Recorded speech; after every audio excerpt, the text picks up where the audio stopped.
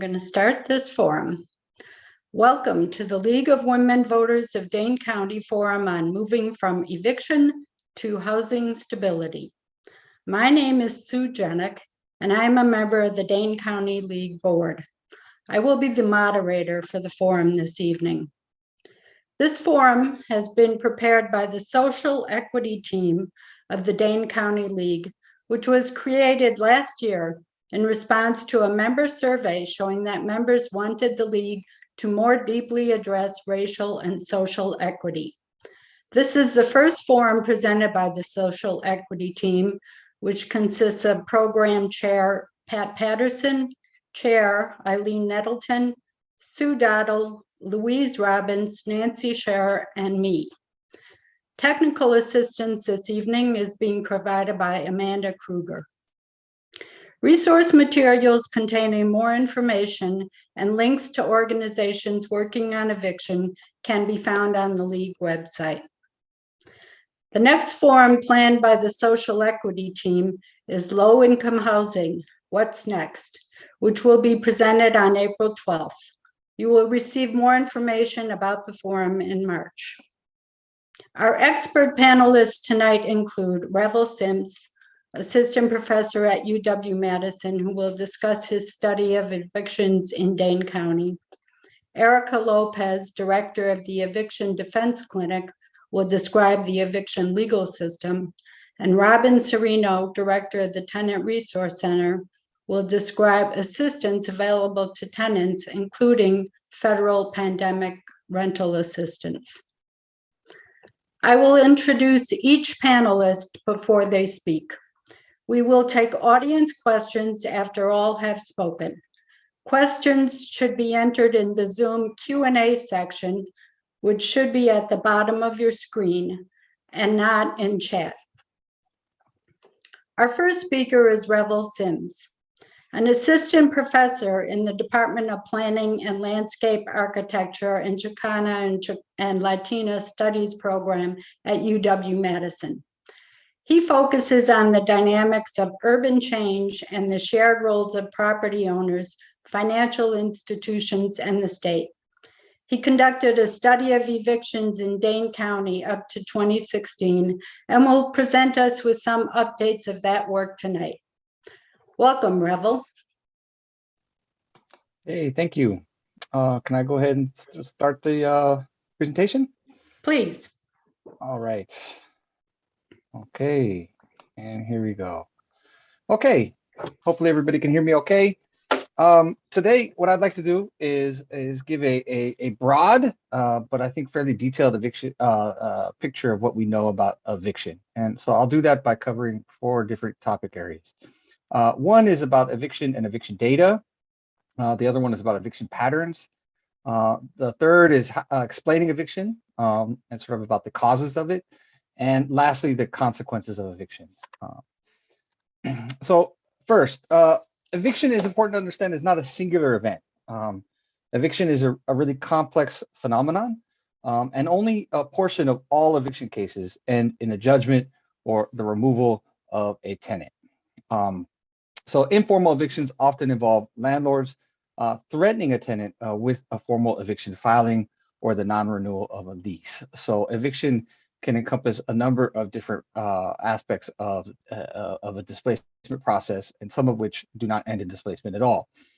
I'll get to that in a little bit as well. Excuse me. Okay. The second thing about eviction data is producing data on evictions is really difficult, and it involves some things that make it a little bit more problematic. So first of all, there's no systematic collection of eviction records at all. It's an issue. The federal government is looking at figuring this out as we speak. But currently, there's no single national source of data on the prevalence of geographic distribution, characteristics of court-ordered extralegal or administrative evictions. Some states and localities actually also seal eviction records entirely, making demographic analysis a little bit difficult, knowing sort of who the different litigants are. Some jurisdictions do not maintain electronic records at all in addition, so that makes it difficult to get a comprehensive view on eviction.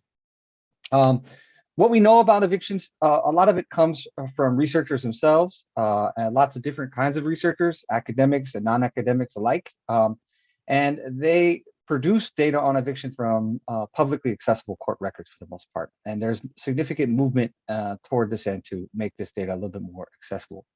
But nonetheless, the work is really time consuming and involves a lot of cleaning of data, a lot of deduplicating of eviction records, scraping court records to obtain comparable and reliable information on eviction filings and judgments.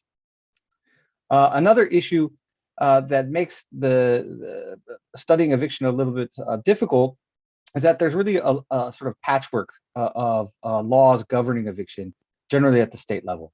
And so there was some work a few years ago that tried to categorize states based off of their approach to the eviction process.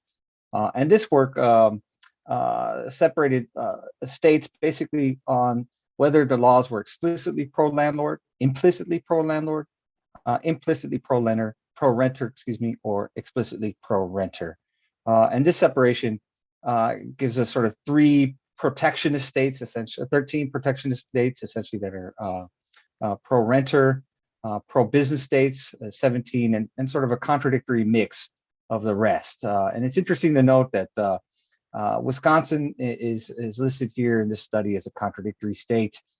Eviction Lab gives Wisconsin 3 out of 5 stars on its COVID housing policy scorecard. And my work previously shows that sort of that this the state of Wisconsin landlord-tenant law is changing and becoming a little bit more pro-business. Consequences from the lack of standard reliable data are many. Some of these include inherently limited research capacities to analyze and track eviction, lots of discrepancies in terms of how eviction is actually counted. So there's been some sort of, looking at some of the existing work provided through the Eviction Lab and comparing it to local data and finding quite a bit of discrepancy between some of those counts.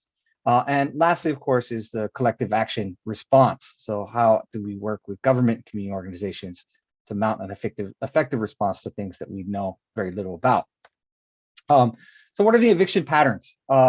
We do know quite a bit more about this. A lot of research has been done over the last 15 to 20 years now. And some of this it wouldn't be surprising to people who look at social science issues. So a variety of research confirms that evictions are related a lot to housing instability.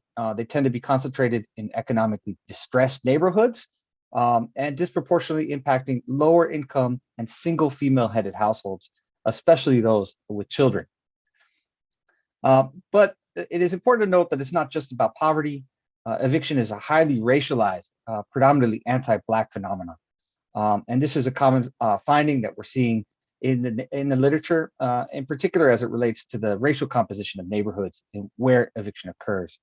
To give some example here, some studies, Lexington, Kentucky, racially concentrated poverty tracts have an eviction rate of nearly 75%, while the comparable tracts of racially concentrated affluence have an aggregate eviction rate of just 5%. In Richmond, Virginia, for every 10% increase in the population of Black residents, the eviction filing rate increased by 1.2% from 2006 to 2016. In Milwaukee, the site of Matthew Desmond's original work here and the work of Legal Action Wisconsin is 12% of Black renters and a full 23% of Hispanic or Latinx renters had been evicted in the previous 2 years compared to 9% of white renters. And in Philadelphia, Pennsylvania, for every 1% increase in the Black population, there is an associated 0.35% increase in the eviction rate at the census tract level. So race is clearly important, and I'll come back to that in a little bit here in a second. In terms of the pandemic, this is a really interesting topic. It is certainly one that is in flux. And we see that a little bit in the data that has been coming out.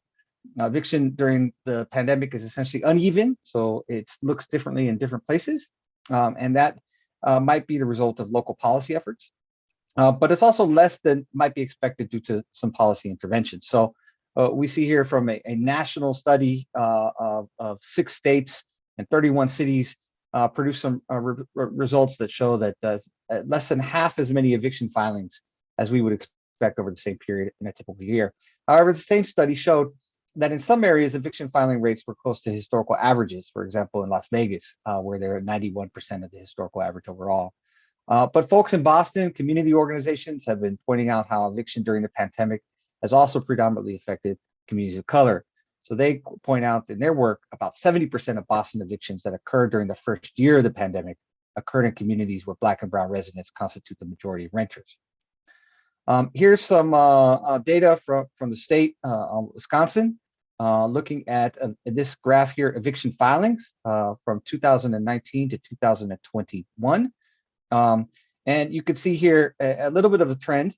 Trend analysis is a little bit more complicated than this, but you could see that at least in terms of the filings, it seems that the CDC moratorium on residential evictions seem to have dampened the number of filings that we've seen in the state, as well as in Milwaukee County and Dane County. In terms of judgments, it's a little bit harder to discern. It seems like there's been a general downward trend overall, and this may lead to some interesting conclusions about what's happening in the housing market with regard to displacement.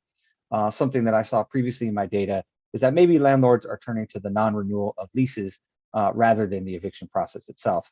And so suggesting that eviction is just one sort of type of displacement, and there are other ways that landlords use when they want to remove a tenant. But in terms of explaining eviction, and in particular, as the way I understand it from the literature, from my research, is that eviction is really a landlord strategy. And so the first sort of point of entry into this argument about what causes eviction is really race, in my view. So, and race is crucial because the association with poverty is not direct. And we have some data here from Richmond, Virginia, showing the poverty rate and median income of a neighborhood were not statistically significant predictors of the filing rate, and areas of high eviction rates do not consistently overlap with racially concentrated areas of poverty, suggesting that there are other factors at play, particularly racial dynamics, not necessarily just income, that produces eviction patterns. The other important thing about eviction is to understand it in terms of a sort of a neighborhood level process with really higher level, higher scale cross-sector linkages. So what I mean by this is essentially what we see here in Dane County through my research, as well as some other research that's coming out, is that there's a certain sort of neighborhood durability to the eviction process, where neighborhoods where eviction occurs or are concentrated tend to happen repeatedly over time. And so the highest evicting tracts in the most recent year tended to also be the highest evicting tracts a decade ago. And so really between neighborhood differences are responsible for the vast majority of this overall variance. So, you know, what distinguishes one neighborhood from another neighborhood? In housing studies, we tend to think about this as sort of housing submarkets. And so there's lots of factors that might contribute to the difference between one neighborhood and another, including the sort of structure of housing and ownership. The other aspect of this is to think about eviction as really part of the housing market, as part of a strategy of landlords. And those things are changing given what's happening in sort of cities and housing and financial markets more generally. So what we see in quite a bit of really, I think, exciting research that I've been a part of is that eviction is associated with things like increased speculation and turnover. So as buildings are sold, they see higher rates of eviction following those sales. Also associated with gentrification. Here in Madison, I've done a study that shows this linkage, as well as in Detroit, we've seen this linkage shown, and in other cities as well. Housing market deregulation has also been a contributing factor to eviction, financialization of housing, and something that we're calling sort of asset accumulation, which is the increase of investor owners in the housing market who seem to evict at higher rates than non-investor owners. So another aspect of explaining eviction as sort of a part of a larger landlord strategy is that large property owners or large landlords and property management companies seem to turn to eviction more frequently than other types of owners.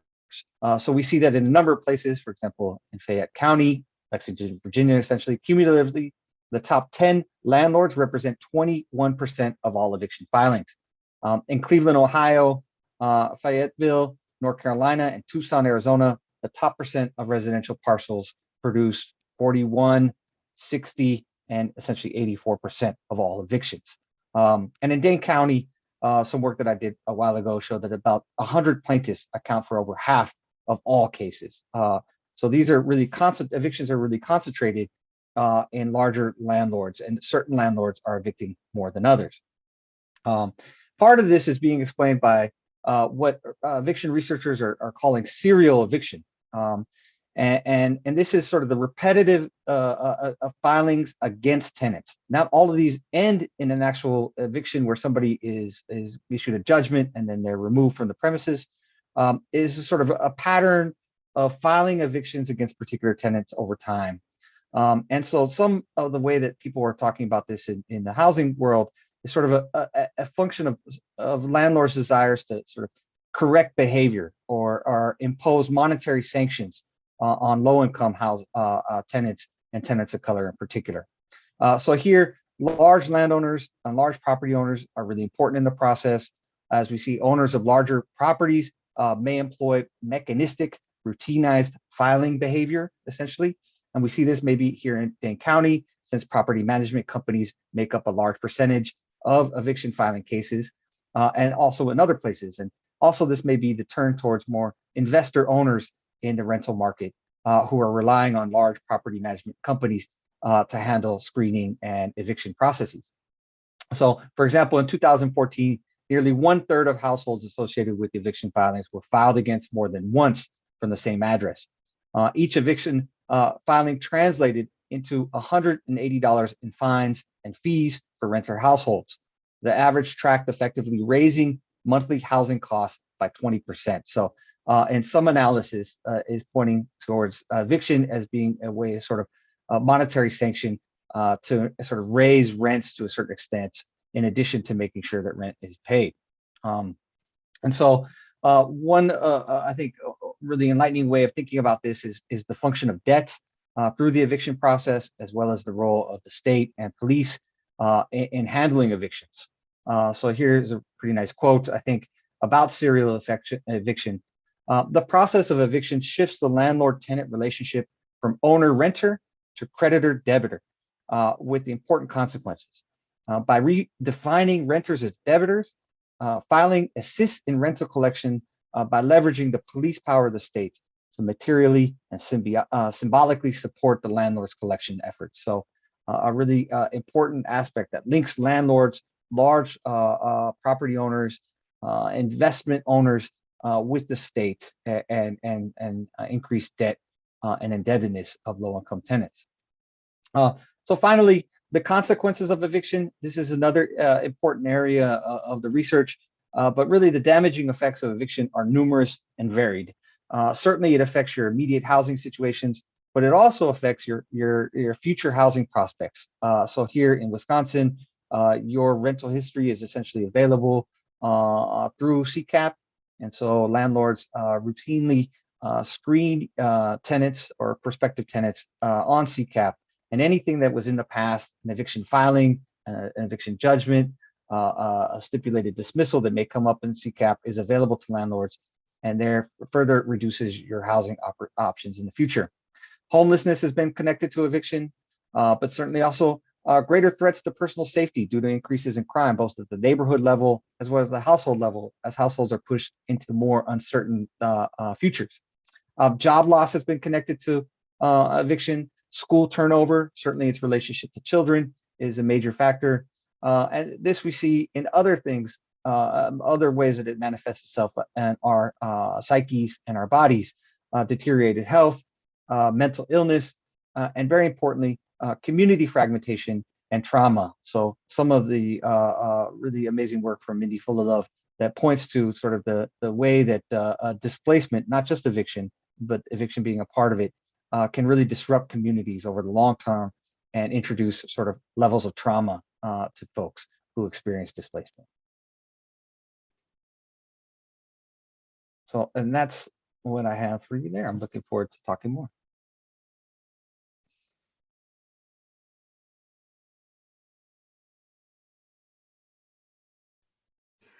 All right, just bear with me while I attempt to share my screen here. Erica, I'm going to introduce you in more Okay. detail, so hold on a minute. Thank you, Revel, for that great information. Our next speaker is Erica Lopez, who is the clinical instructor who leads the Eviction Defense Clinic, a part of the Economic Justice Institute of the UW-Madison Law School. The EDC started in August 2021 in response to the ongoing need for representation in rental housing cases. The EDC is part of a collaborative community partnership involving the Tenant Resource Center and local nonprofit legal aid providers, Legal Action of Wisconsin, and Community Justice, Inc.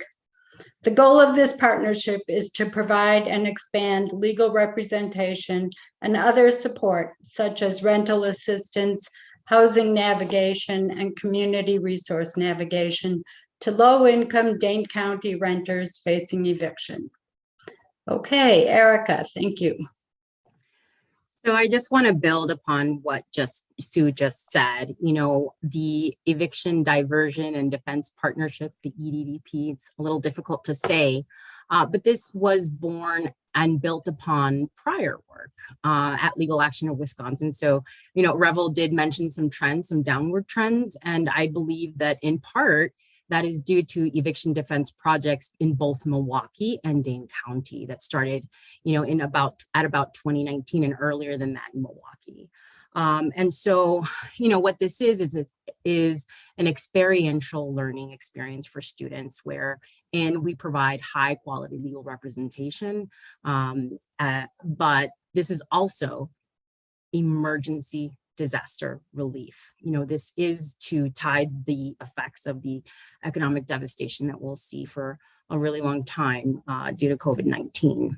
So eviction is often an embarrassing, traumatizing, and stressful experience for people.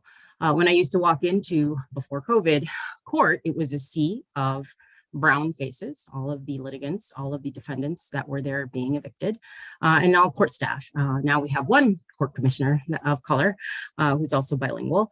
And so, you know, Revel, I see in everyday court, these trends, these racialized experiences that people have in court. And so the way that we've chosen clients and how we prioritize what clients we take is based on that data. We take clients that are from marginalized identities, you know, people with disabilities, people of color, people experiencing domestic violence, and other marginalized identities. You know, Revel mentioned this incredible power dynamic that exists between landlords and tenants. That can't be underscored enough. You know, in the last, since 2011, there's been change upon change upon change in landlord-tenant law, and that has increased that power dynamic. It's a huge imbalance. The only leverage the tenants have, and only decision that they have often, is the decision to move in to new housing. That's the only decision they have. Once they are in housing, you know, the landlord has all of the power. And, you know, one of the difficult parts of representing individuals in court is just telling them and communicating to them what's happening. Even when tenants are there, they don't understand what's happening. So this is just some screenshots from a news story of a client of mine that, you know, she asked to tell her story to the news. We never share information with news agencies. They're always asking.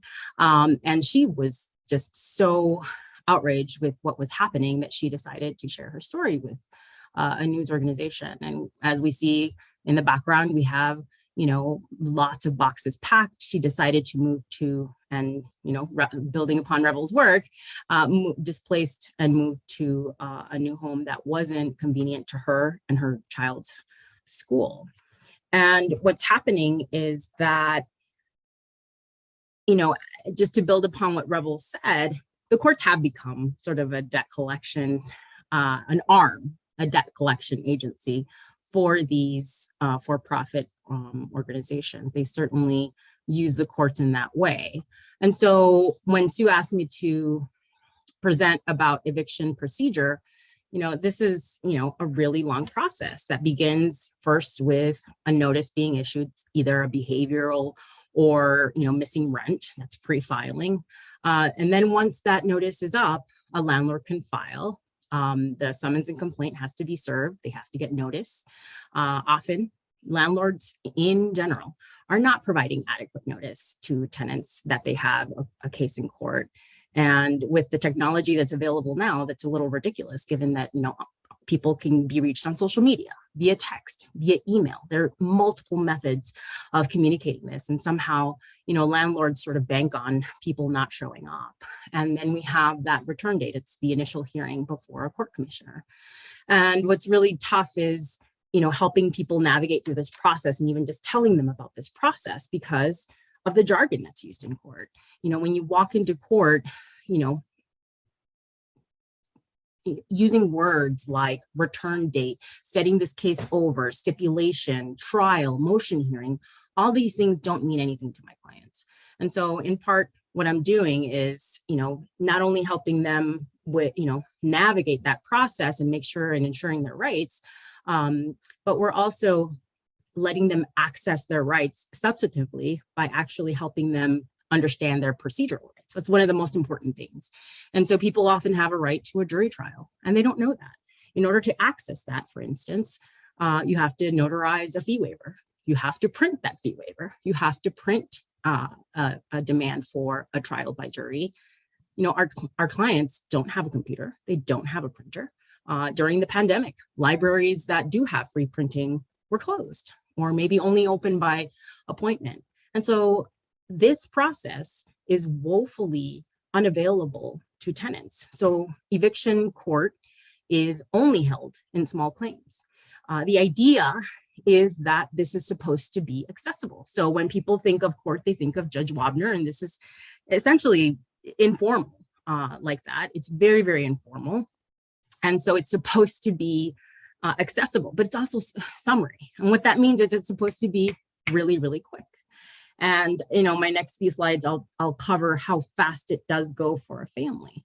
But the families that we represent and the niche that this clinic does hold. So the partnership is very intentional. The Tenant Resource Center does not have the same ethical obligations that lawyers do.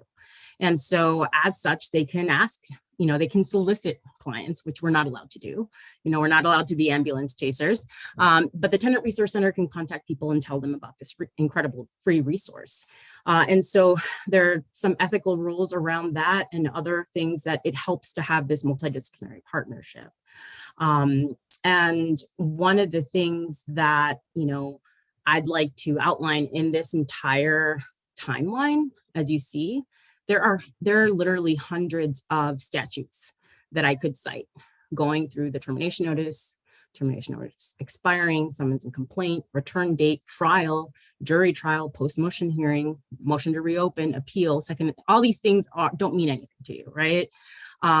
People have a right to appear before a court, but these are dates that happen every Tuesday in Dane County. And so they are stacked one upon another.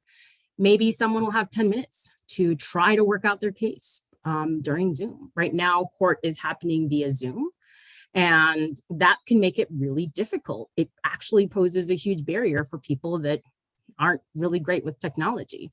And of course, people with these marginalized identities have a lower chance of having a smartphone or an ability to navigate Zoom. And so, a lot of people think it's really convenient. But the reality is that only recently have they set up a separate room with a bailiff and a computer for people to appear. And so there's a real disconnect between the process and people being able to participate in that process to begin with, right? And the pandemic has just magnified that with how court takes place. And trials are now in person. And so, most people don't have access to that jury trial, which provides just a little cushion of time. A lot of our tenants, even when they owe money and there's no rental assistance available, which there is now, they just need a little bit of time to figure out what they're going to do. And representation provides that. This is one area of the law where representation provides, some of the biggest outcomes for people. And so the niche of this clinic is also, it was created because there are limitations to LSC funded organizations. They're legal aid agencies that are funded all across the country, and they can't represent people without authorization to be in the United States. And so this clinic was created with that in mind. This is the only clinic, and in fact, potentially the only organization that provides free legal services to low-income people that don't have authorization to be in the United States. And so this clinic does fill that niche. One of the largest growing populations is Latinx households. Many of our clients are in multi-generational households. It's one of the largest growing trends that we're seeing sort of anecdotally and with some of the data that we've collected, because we do collect some data, in regards to ethnicity. What's difficult, and what Revel mentioned, is that it is difficult to access race data because there's no self-reporting on that. The court does not collect that data. And so it gives us an opportunity to at least know what clients we have. In any case, I did want to sort of paint out a picture of eviction of just like, this is just an amalgamation of many families. And I think it's helpful to see like how fast this moves. So this is December, just, for purposes of so let's say a tenant gets a notice, a 5-day. That's typical for a year lease. You didn't pay rent. If you don't pay within that 5 days, so that's Monday, Tuesday, Wednesday, Thursday, Friday, many tenants just move. If they can't pay, they can't afford it, they know they can't move. So what happens when you get an eviction even just filed, there's a scarlet letter E that stays with that family and provides a barrier to, stable housing. Many families choose, just like Revel's work has shown, to move out. Like they just move. They don't know that they have a right to a free lawyer. They don't know that there's millions of dollars of rental assistance. And so they'll move out this date let's say on the 31st of December. And so in my imaginary world, this time is run out. So technically the very first day that landlords can file a case is on that Monday. So they'll file on a Monday. They'll file their complaint, they'll file the summons. They're supposed to also wait to get the Zoom instructions, but often they're not providing that to tenants. And so tenants are really confused. The court system itself does not create a barrier to anyone that is filing any case. So you can file a case that's technically deficient, that is completely illegal, that has no real, that won't ever succeed. But if that tenant doesn't show up for court, and here the court is on the 18th, and this is just, again, like based on what I've seen.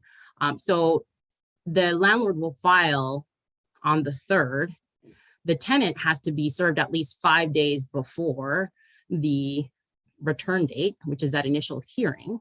So even relative to other small claims cases, these eviction cases go faster. So in other small claims cases, for repossessions, replevin cases, you have 8 days. For evictions, you're home, you only have 5.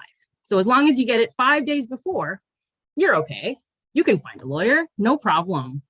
No lawyer that I know can potentially move that quickly. You only get notice on the 11th. And that's where this project comes in. The Tenant Resource Center does have, does collect that data. As soon as it's published, the TRC reaches out to those tenants. And they have a massive database, given that they have administered the rental assistance through the pandemic. And so here, and this is best case scenario. Many times, tenants don't get notice. Oftentimes when the Tenant Resource Center calls about free legal services or they provide a postcard, that's the first time they're hearing. So the Tenant Resource Center automatically mails a postcard to every tenant that is facing eviction. And that's often the very first time that tenant is hearing that. The landlord is supposed to, with a third party, serve a person personally, personally give with a third party notice of this lawsuit that involves their home. That is the most stabilizing force in a family's life. And they have to do that, but they don't.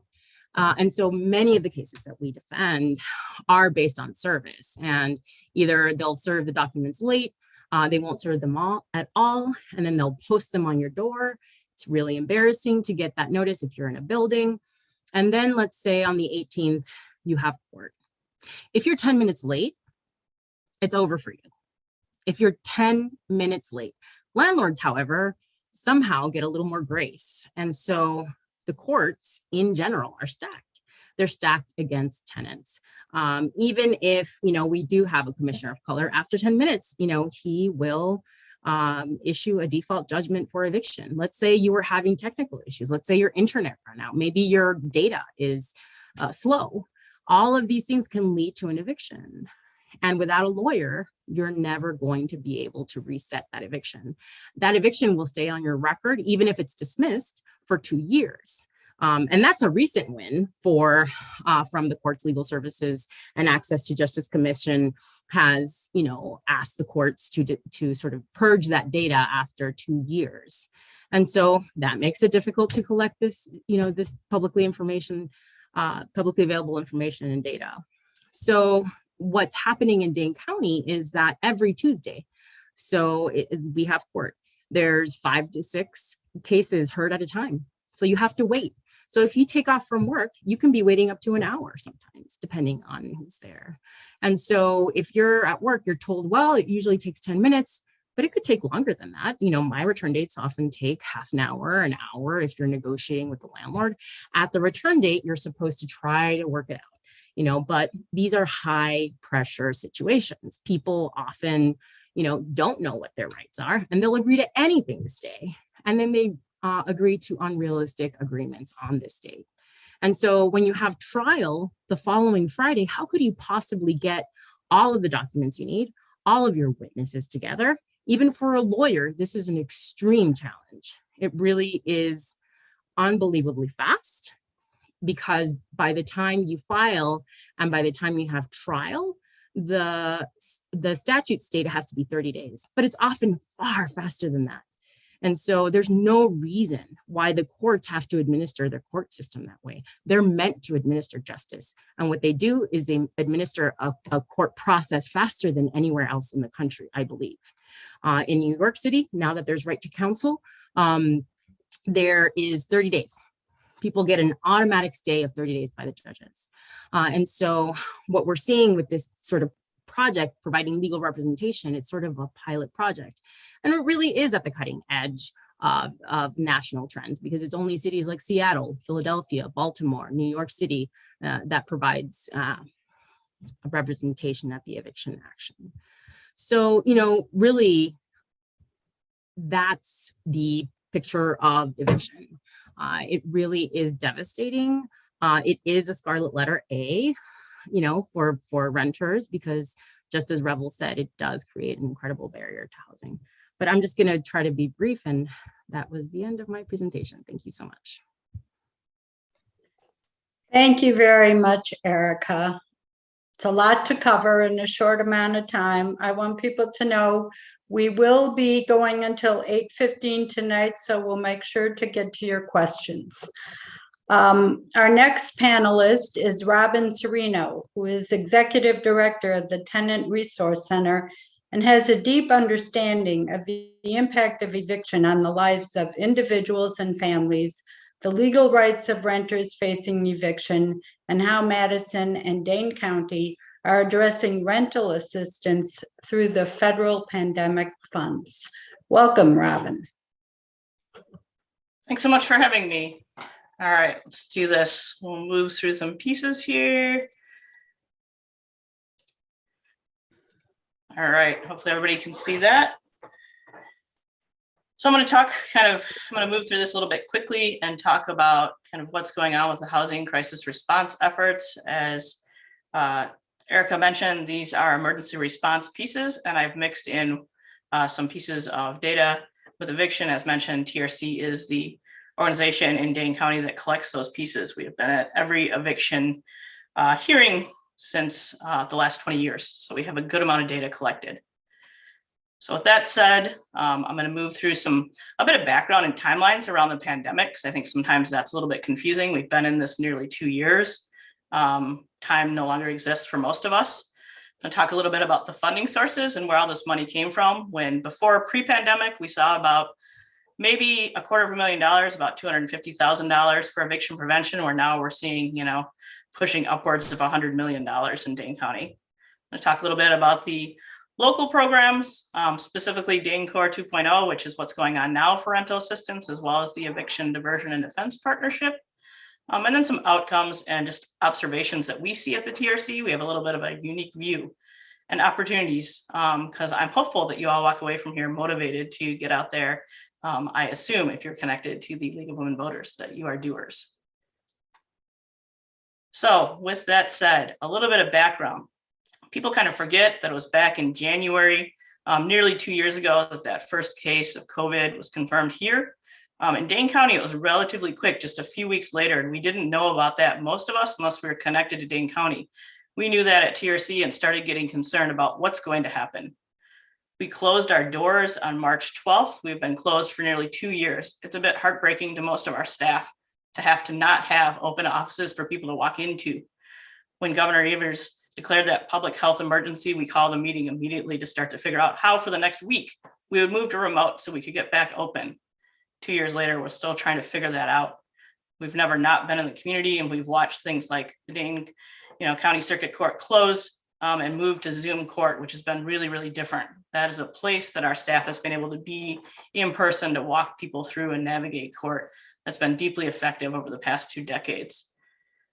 Once it was declared a national emergency, and this is a really important date, March 13th, because if anything happened to you before March 13th in regards to your rental history involving rent, and people we know were already being laid off before that and lost employment, none of these programs can help you. That's a really important piece. If you have rental arrears, back owed rent before that, and particularly folks in public housing that have deep risk, anything before that date, there is not a lot of help out there. So we've really tried to focus on those programs to be able to help people beyond that.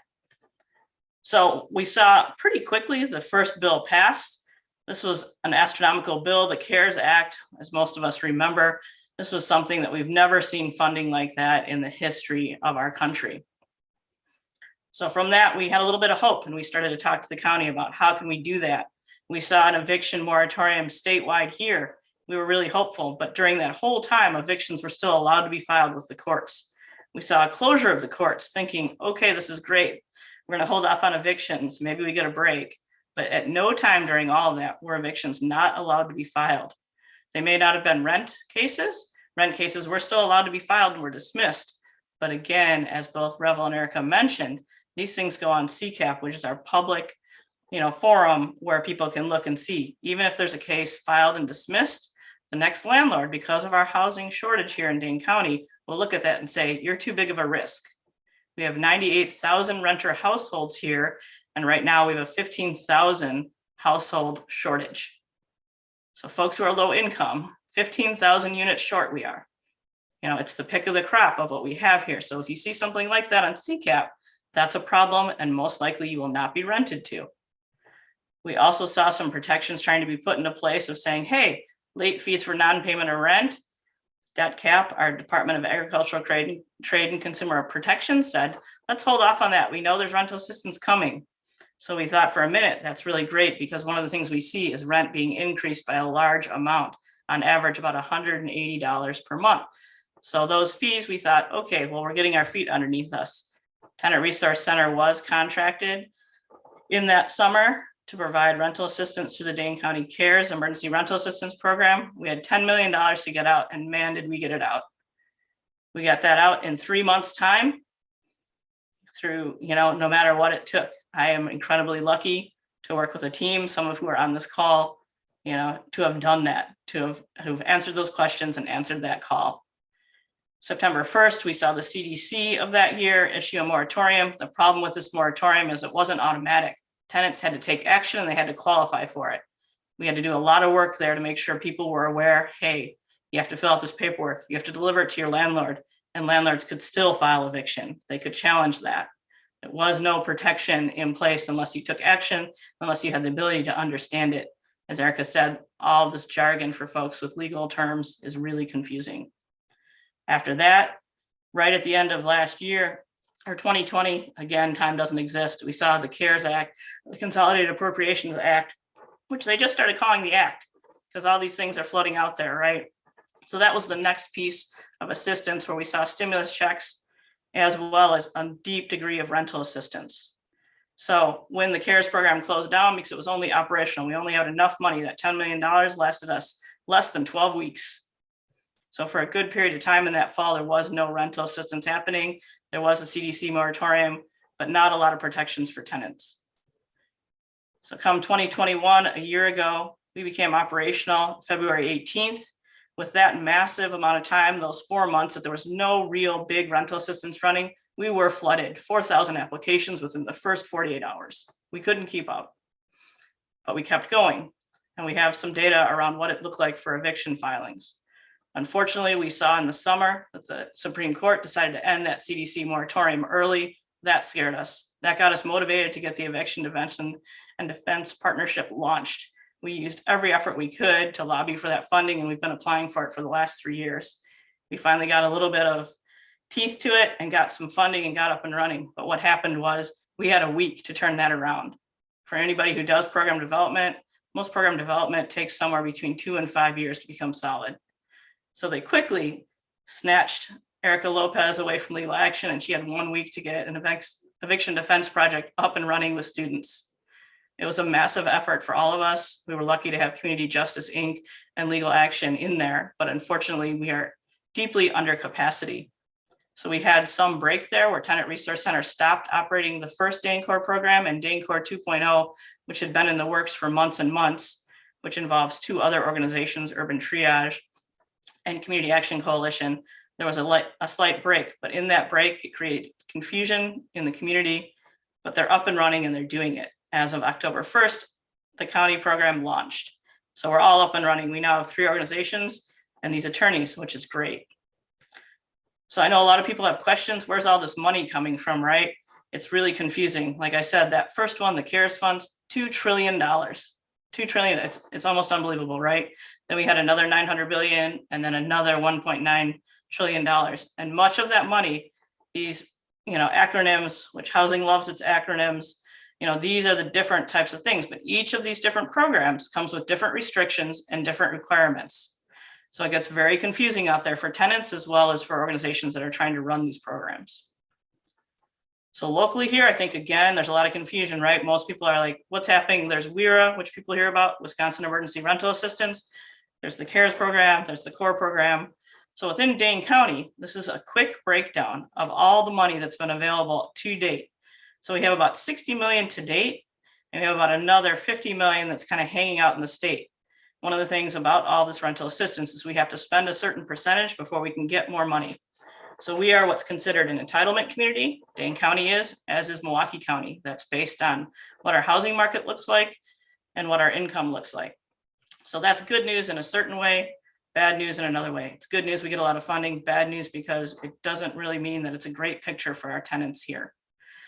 So with that said, right now, we are kind of in this area. This 27.1 million is what we're spending down right now. So the 2 programs that are up and running are DANCOR 2.0. That's the rental assistance program. It's very, very different than past programs. Tenant Resource Center only took on rental arrears. And again, this is connected to our court work, knowing those are the people that are most vulnerable. So we really prioritize those in the past 2 iterations, the CARES program and the first CORE program. With DANCOR 2.0, we knew that it was important if we were actually going to do diversion to get this forward rent piece out there. And we could do that with this funding this time around. So we can pay up to 3 months forward. That means somebody doesn't get an eviction notice. That means, people don't have to go through the hassle of court. That was really important. Right now, this piece around utilities is a bit asterisk. It's very tricky. We are allowed in this DANCOR 2 program per the federal funding to provide up to 18 months of rental assistance. Unfortunately, if you've paid your rent, if you've done your part, but you have even $5 of utilities past due, if you use that $5, that counts towards 1 month. Try to be really, the organizations are to maximize the tenant benefit with that and figure out other sources to help them. But again, beginning March 12th, anything that happened before March 12th in 2020, we can't help you in this program. So the 2 providers that are responsible right now, and again, this is a piece that's maybe a little bit controversial, but we have the Community Action Coalition, CAC, which is facilitating all rental assistance for City of Madison residents. and urban triage, which is facilitating, assistance for all residents outside of the city, where before we had one program. It's one application, but it depends on which organization, that you live in. And it's confusing because lots of people's address say Madison, but they don't live in Madison. So people are confused where to go. That's frustrating. There's so many things, that are tough when you're facing, whether it's displacement or eviction to have to deal with. So again, we got pretty motivated and finally got some funding for this. This is huge because all of these services are 100% free if you qualify. That's a big deal because to qualify, it's up to 80% of area median income. For example, in Dane County, area median income, if you're a single household, a person of one, is about $70,000. So most people in Dane County that need this assistance absolutely qualify. So free attorneys for tenants in court, tenant landlord mediation services, rental rights counseling, that's that legal jargon piece where we help you navigate housing navigation when you have to be displaced, and then the financial assistance. This program has some increased pieces around rental application fees, storage and moving costs, and those other pieces. We're really proud to have put this program together with the partners that we have. So what we've seen so far, again, people want to know, what are you doing with all that money, right? So the CARES program, out of that $10 million, we got a little over 9.6 million in direct rental assistance. It was a total of 4 months of rent assistance. And again, we ran out of that in less than 12 weeks. We provided housing counseling and mediation, helped nearly 16,000 individuals. So I think we did okay there. The average household income, again, we could serve up to 80%, was 14%. These are folks steeped in poverty. The grand majority of people identified as people of color, and this was something that's a big deal. So 52%, 53% identified as non-Hispanic or non-Latinx. That's a big deal, for Dane County, because it's only, right around 10% of folks in Dane County. So statistically, the fact that we had that many Latinx folks connected to the program really showed that national trend. That's a big rise. It's the fastest rise that we've seen. As Revel said, the number one, household that we see in eviction court are Black female-headed family households, but the highest rising are Latinx female-headed households. At this point, 1 million female employees are still out of work throughout the nation. It's a really big deal because that means rent isn't getting paid. So the things that we saw in this is there's a lot of confusion. Again, Wisconsin had a separate program up and running to the CARES program. We would oftentimes, unfortunately, we had a good relationship, but people would send an application from one program to the other place and vice versa, getting really, really confused about that. One of the things we learned in this, again, was we needed dedicated supports for folks, particularly Latinx households, but all immigrant communities here. As Erica said, folks that lack immigration status documentation here are at high risk. So we were able to respond, take that information and respond to it. Definitely a lack of access to court and delay in the mail. As we all know, the Postal Service has really changed throughout the pandemic, and we're seeing evictions caused by default. And eviction by default means you didn't show up, so you're automatically evicted in court. There's no second chance. That was a big deal. So through Dane Core, which again, Dane Core was run entirely by Tenant Resource Center. The Core 2 program are run by the other two organizations. Dane Core ran roughly from February until September. Out of that $15.1 million, we got about 14.8 million out in direct rental assistance. That was only good for up to 12 months, and it was only good for arrears. We did, as always, provide our other services. At this point, out of that next large pot of money for Core 2.0, we've committed about $12.5 million. When I say we, I'm talking about Community Action Coalition, Urban Triage, and Tenant Resource Center. To date, we've dispersed about $10 million. This time around, we can disperse up to 18 million. Again, that forward rent, utilities, security deposit, and internet. So we absolutely continue to see increases in self-help evictions. And I think that's really what Revel was kind of getting at, is folks use things like the fear, the threat of eviction. Folks change locks. All of these things are unlawful, to have happen. The only person that can actually tell you have to leave is a judge, and the only person that can make you leave is the sheriff. We see all the time these things happening. That's really problematic. Non-renewals have absolutely become a way, and non-renewals are not eviction, but it is a way to displace people. And that's really important. Eviction is reclaiming that unit, where displacement, which is almost impossible for us to track anywhere, but non-renewals, that pressure to leave the threat of your immigration status is going to be in danger. Those pieces, all add to displacement, which move families out of school districts and out of, their places of support. That's a really big deal. There's a real lack of understanding about eviction notice. I got a 5-day versus I got an eviction filing, which I think Erica, mentioned. We see people all the time literally pack up 2, 5-gallon hefty bag or, 50-gallon hefty bags of things. Everything else gets left. We see the stuff on the curb all the time. We joke about it, hippie Christmas here in Madison. But what that means is somebody lost their housing and somebody else is benefiting from it. That's problematic. There's confusion about which organization is responsible. And again, we, the 3 of us, work closely together. We meet weekly, if not multiple times a week, to try to troubleshoot those pieces. Again, continued increases in Latinx households facing eviction, absolutely, and lack of access. And again, Zoom court can be difficult to navigate, and hopefully we're adding to that with our folks of getting them out there and helping people sign on to their court, time.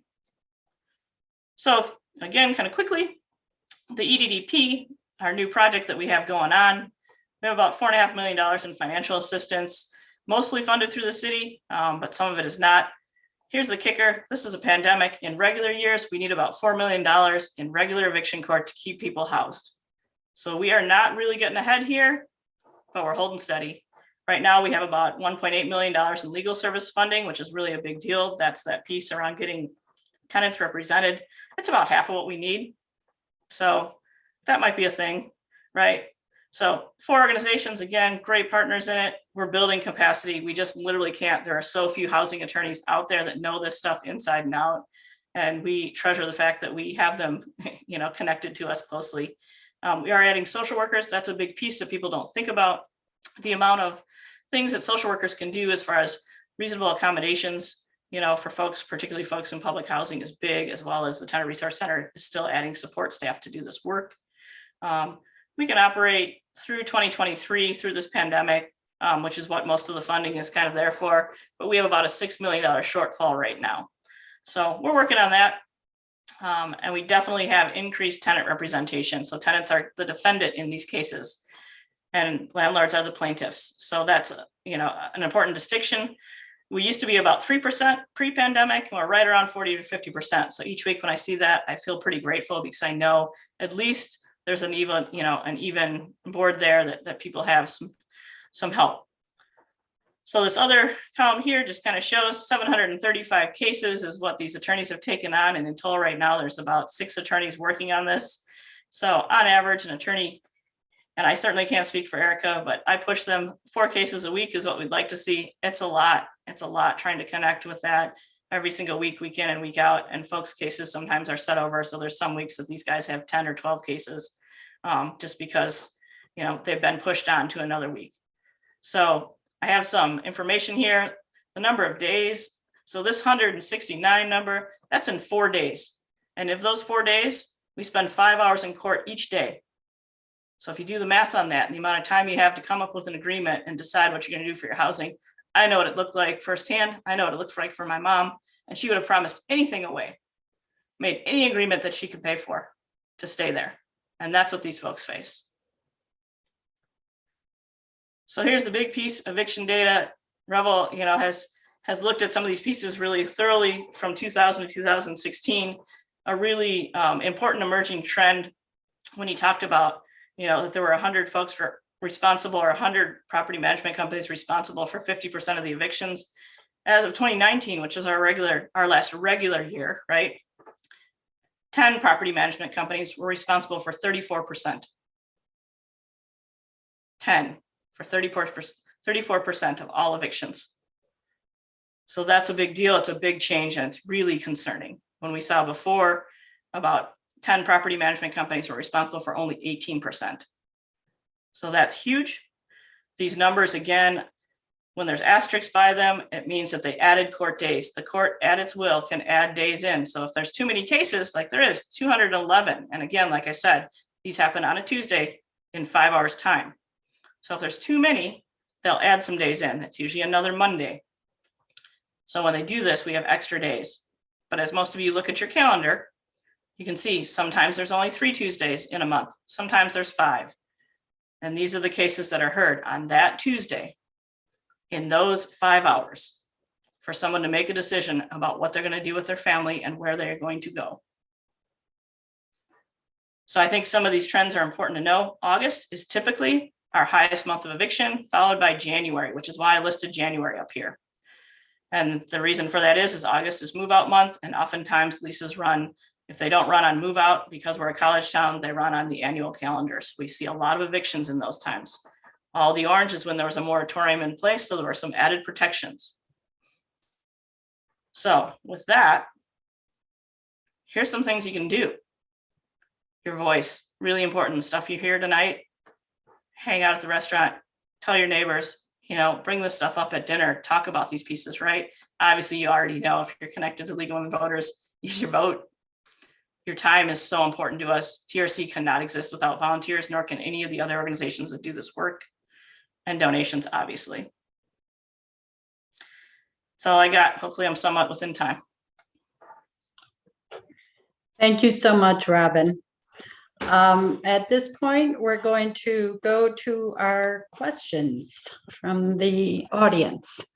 The first one is from Ingrid, and this is a question for Revel. Do you have data on asset ownership changes in Dane County?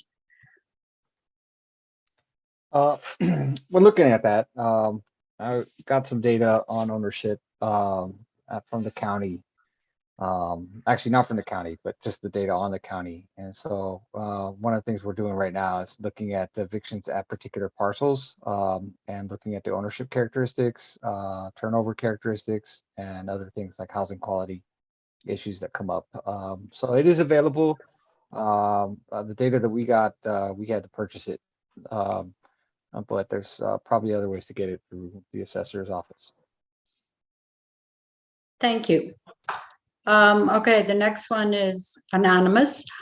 How can landlords or property management companies that demonstrate as serial evictors be identified in Dane County?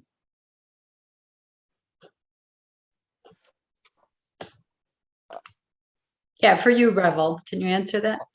Oh, I was actually thinking, well, I think Robin probably has some of the best data on that at this point. My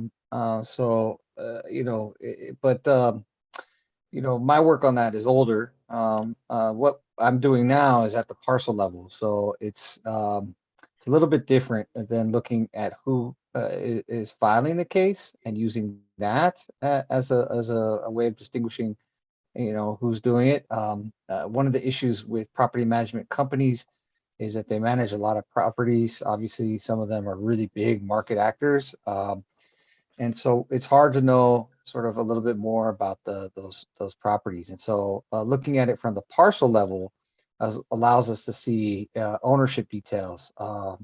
And we can connect that then with the filing of the cases. So we can sort of start to see, how many properties, property management companies who are filing evictions actually file from.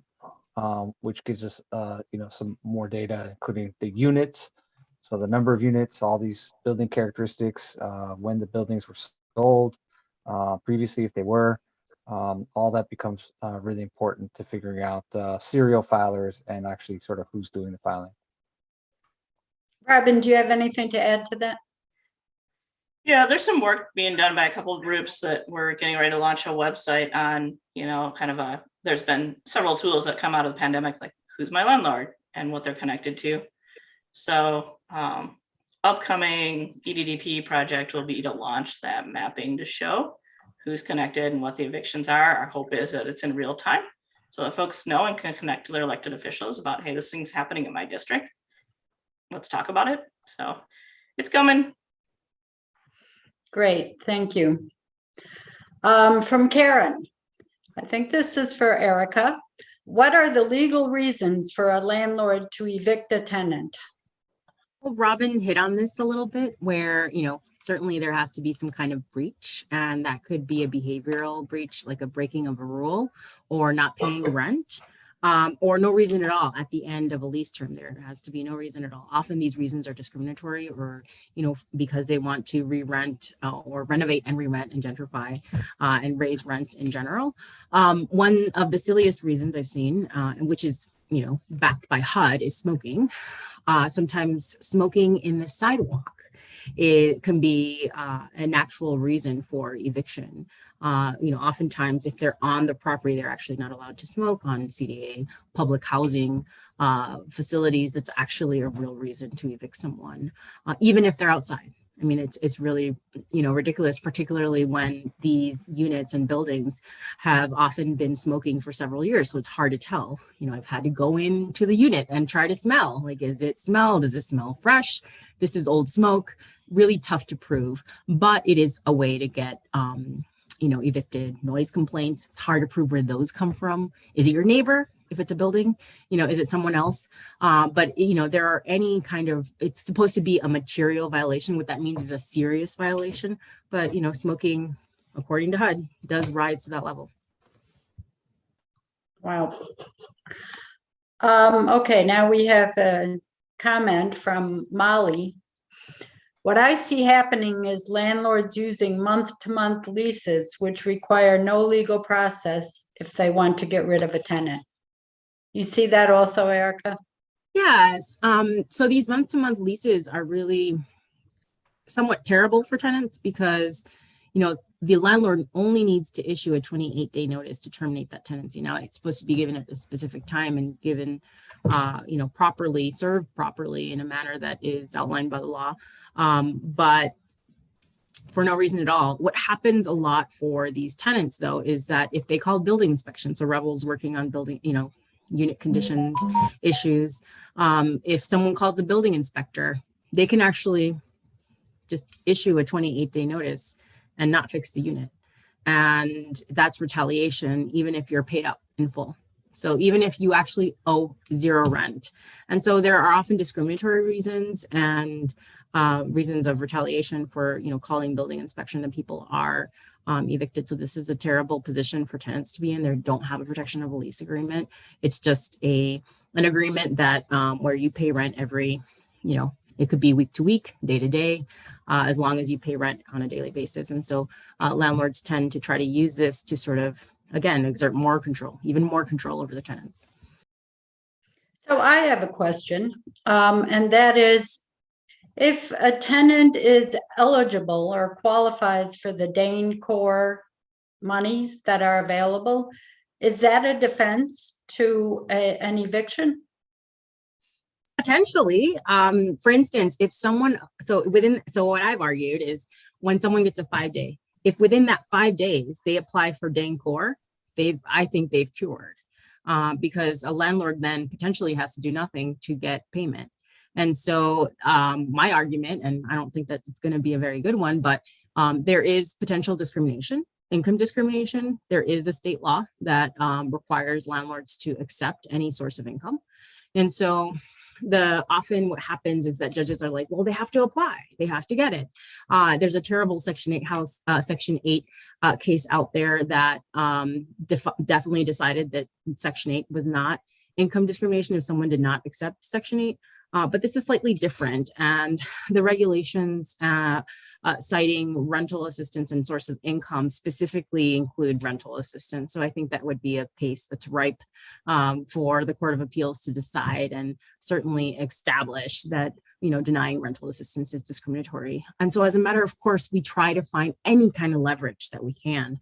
And so we'll file a discrimination complaint with the city of Madison or with Dane County in the state so that we can have some kind of leverage. People certainly should be filing debt cap complaints, and smaller landlords that may not understand or know what the process is like, it does provide additional leverage, but not always. And so we do sort of go a little bit above and beyond the eviction defense to try to create some of that leverage, some of that power imbalance for tenants. Thank you. Okay, we have a question from Janine. Are the statutes mainly county statutes or municipal statutes? How can we change the laws that now favor landlords? Well, there was a law change in, around 2016, if I remember correctly, maybe 28, I don't recall actually, I think it's 2016, where municipalities are actually not allowed to enact more stringent rules in the state laws. So the state legislatures have basically cut off local municipalities from having more stringent ordinances, because the city of Madison certainly has more protected classes, as does Dane County, in terms of protections against discrimination and other protections that were above and beyond what the legislature allowed for. But unfortunately, they have changed the law and have actually cut local power down quite a bit. There were a lot of more protective ordinances that were available, but there are still some that are still in place. The laws are state law. These are all state laws. Yeah, I mean, there's been over 100 changes since 2011 that have all pushed to favor. I laughed a little, Rebel, when you said that's a kind of a middle ground state is what's termed in the study, because your hands are tied, right? I mean, it is a pro-business state that our tenants like protections are tied at a state level. Okay, this is from Kathleen for Robin. What are the 1 or 2 most effective changes that Dane County would have the ability to do on its own that could help make eviction more fair? So I think the number one change is to annualize in county and city budgets, because those are the 2 biggest budgets. Funding for legal services, absolutely. And make that funding, similar to what they're working on right now, is not connected to a single, legal service, but to create this way where you have a partnership so that multiple areas can get met. I think that is the number one way.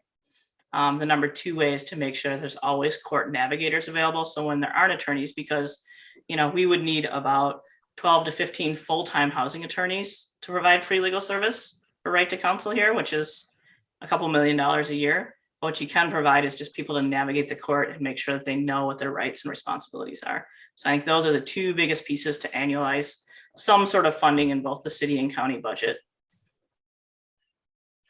Great, thank you. This is from an anonymous attendee. For Erica, I'm confused as to who is eligible for free legal help when facing eviction. Anyone that's eligible for rental assistance. And so right now, as Robin mentioned, it's anyone under that 80% AMI. So for a single person, Robin did mention $70,000. So it's available to most people, but it's, you have to apply for that rental assistance in order to be eligible. And like I said, we do prioritize, because there aren't enough attorneys for all of the people that need the help, and there just aren't enough attorneys that we could find to partner with. We do prioritize individuals based on, other marginalized identities like disability, domestic violence, people of color, people with other, identities, transgender people in the LGBTQ community, and other identities.